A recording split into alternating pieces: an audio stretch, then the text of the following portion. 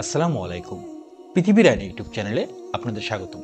আমরা হযরত উসমান বিন আফফান রাদিয়াল্লাহু তাআলা আনহু এর জীবনে ঘটে যাওয়া কিছু সত্য ঘটনা বর্ণনা করছিলাম। আজকে এর ১৯তম পর্ব। উসমান রাদিয়াল্লাহু তাআলা আনহু বলতেন, আমি রাসূল সাল্লাল্লাহু আলাইহি ওয়াসাল্লামের হাদিস বর্ণনা না করার কারণ এই নয় যে আমি রাসূল সাল্লাল্লাহু আলাইহি ওয়াসাল্লাম এর সাহাবাদের মধ্যে হাদিস বেশি সংরক্ষণ করিনি, বরং এর কারণ হচ্ছে আমি সাক্ষ্য দিয়ে বলছি, আমি রাসূল সাল্লাল্লাহু আলাইহি সাল্লামকে বলতে শুনেছি, যে আমার ব্যাপারে এমন কথা বলবে যা আমি বলিনি, সে যেন নিজ ঠিকানা জাহান্নামে বানিয়ে নেয়। অর্থাৎ হাদিস বর্ণনায় সতর্কতা অবলম্বন করা। উসমান বিন আফফান রাদিয়াল্লাহু তাআলা আনহু মানে যে পরিমাণ হাদিস জানতেন কিংবা যে পরিমাণ হাদিস তার সংরক্ষণে ছিল, তার চেয়ে মানে তুলনামূলকভাবে উনি কম হাদিস বর্ণনা করেছেন। এবং এর কারণ বলতে গিয়ে উনি যেটি বলেছেন যে তিনি নবীজির মুখে এমন কথা শুনেছেন যে এমন কথা যদি কেউ বলে যে তার নবীজি বলেনি কিন্তু নবীজির নাম নিয়ে যদি সে সেটি বলে, তাহলে তার জায়গা হবে জাহান্নাম। অর্থাৎ নবীজির নামে এমন কোনো কথা বলা যাবে না নবীজির নাম নিয়ে যেটি নবীজি বলেননি কিংবা করেননি। অর্থাৎ হাদিস বর্ণনার ব্যাপারে অবশ্যই সতর্কতা অবলম্বন করতে হবে। এবং এরই পরিপ্রেক্ষিতে হয়তো উসমান রাদিয়াল্লাহু তাআলা আনহু কম সংখ্যক, মানে উনি যে পরিমাণ হাদিস জানতেন তার চেয়ে সেই তুলনায় কম সংখ্যক হাদিস বর্ণনা করেছেন, আমরা এখান থেকে যেটি জানতে পারছি।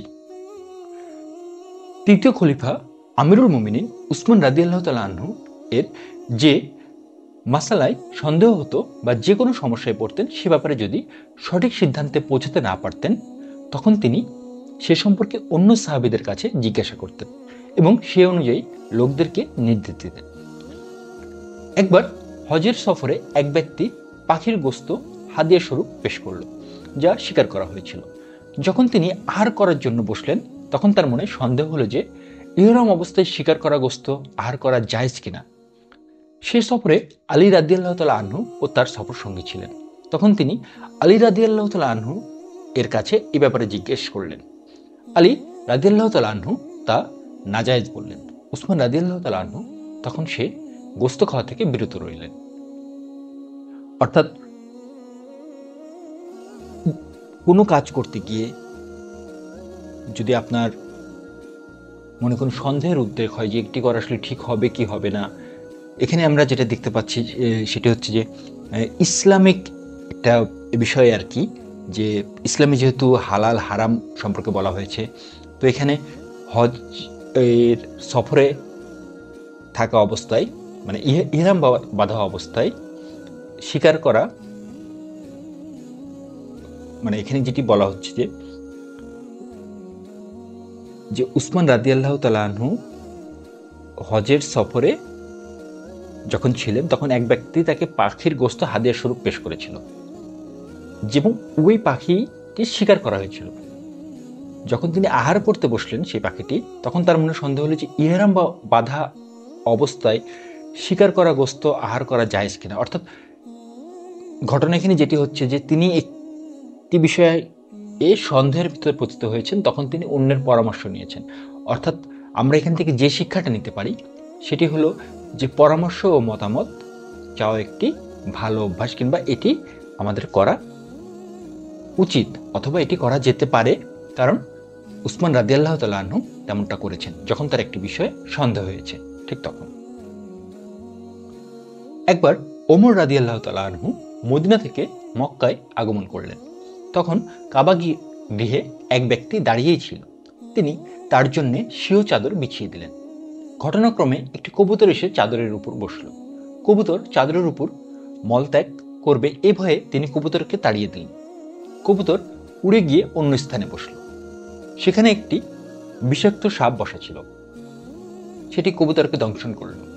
সাপের বিষে কবুতরটি মারা গেল। এ ব্যাপারে উসমান রাদিয়াল্লাহু তাআলা আনহুকে জিজ্ঞেস করা হলে তিনি কাফফারা দেওয়ার ফতোয়া দিলেন, কেননা ওমর রাদিয়াল্লাহু তাআলা আনহুই কবুতরটিকে উড়িয়ে দিয়ে রক্ষিত স্থান থেকে অরক্ষিত স্থানে নিয়েছিলেন।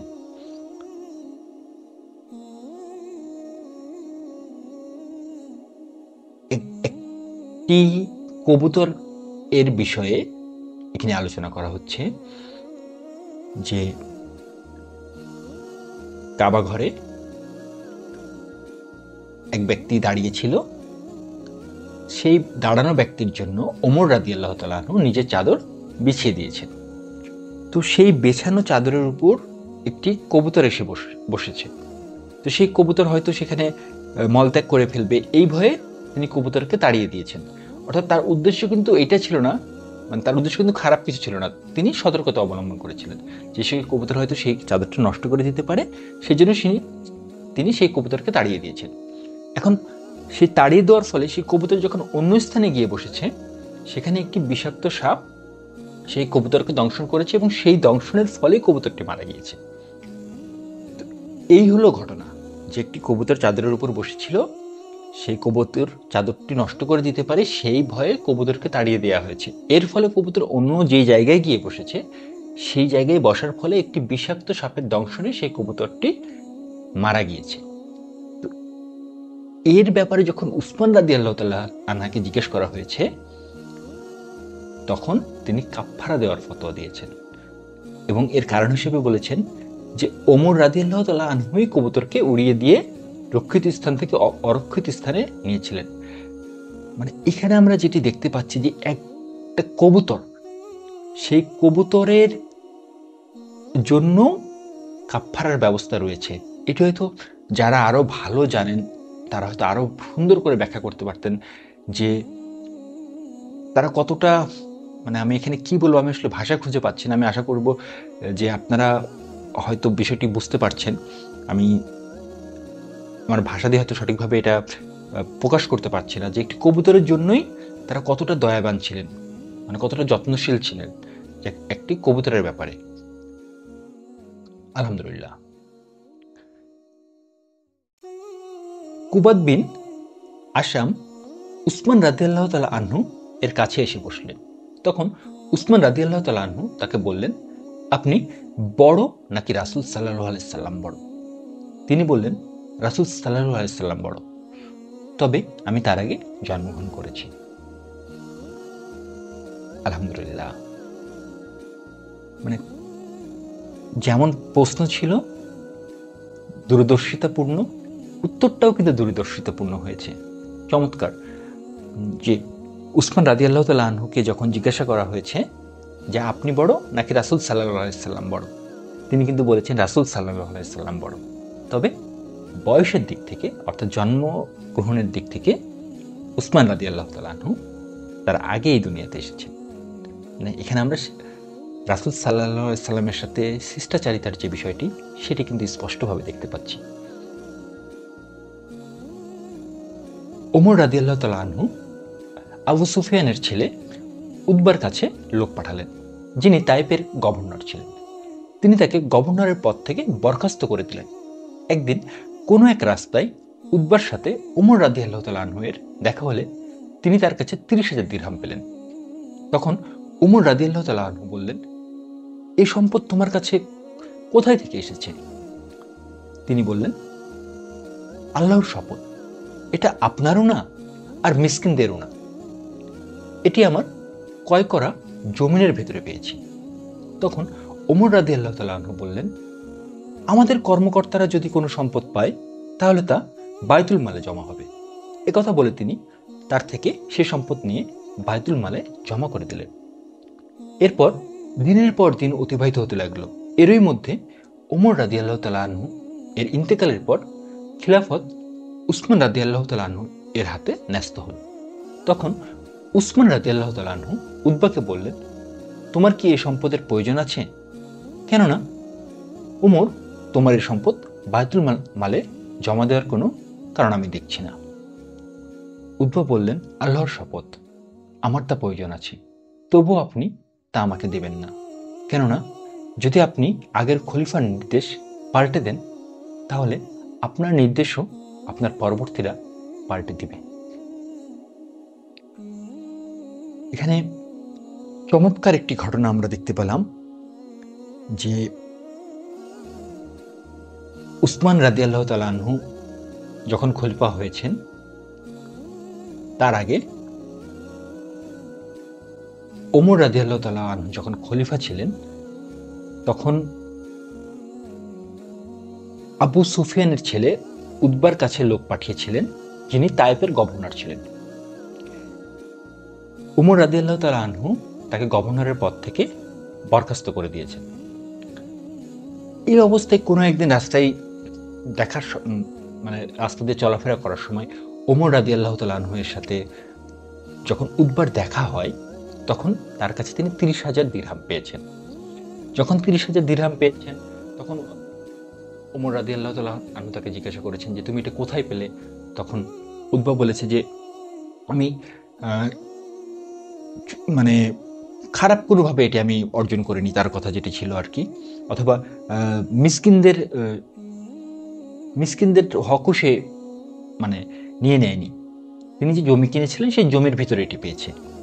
তো তার এই কথার প্রেক্ষিতে ওমর রাদিয়াল্লাহু তাআলা আনহু তাকে এই ব্যাখ্যা দিয়েছিলেন যে যদি কোনো কর্মকর্তা, অর্থাৎ তিনি তখন একটা রাষ্ট্র পরিচালনা করছেন, সেই রাষ্ট্রেরই একজন কর্মকর্তা ছিলেন কিন্তু উতবা, যে যদি কোনো কর্মকর্তা কোনো সম্পদ পায় তাহলে তা বায়তুল মালে জমা হবে, অর্থাৎ রাষ্ট্রীয় যে কোষাগার, মানে বায়তুল মাল বলতে যেটি বোঝাচ্ছে আর কি, যে যেখান থেকে রাষ্ট্র খরচ করে সেই কোষাগারে জমা হবে।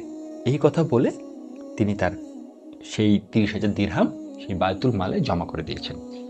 তো এরপরে যখন উসমান রাদিয়াল্লাহু তাআলা আনহু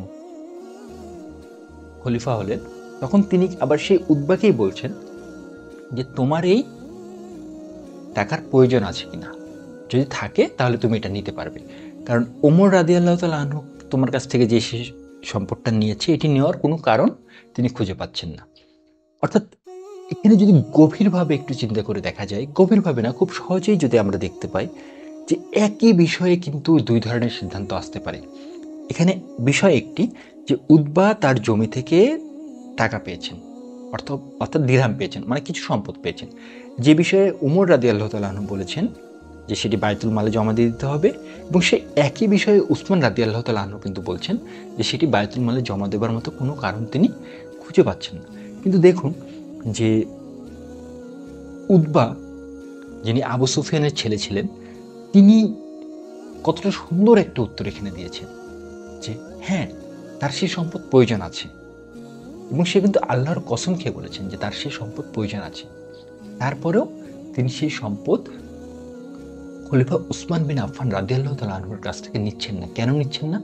কারণ তিনি যদি তার পূর্ববর্তী যে খলিফা তার কোনো মতকে, নির্দেশকে পাল্টে দেয়, তাহলে পরবর্তীতে মানে উসমান রাদিয়াল্লাহু তাআলা আনহুর পরে যে খলিফা আসবে সেও তো উসমান রাদিয়াল্লাহু তাআলা আনহুর কোনো নির্দেশ কিংবা মতামতকে পাল্টে দিতে পারে। সেই জন্য চমৎকার। আজকের মতো ঘটনা এই পর্যন্তই। এরকম আরও ঘটনা জানার জন্য এবং শোনার জন্য কাইন্ডলি আমাদের সাথেই থাকুন। ধন্যবাদ।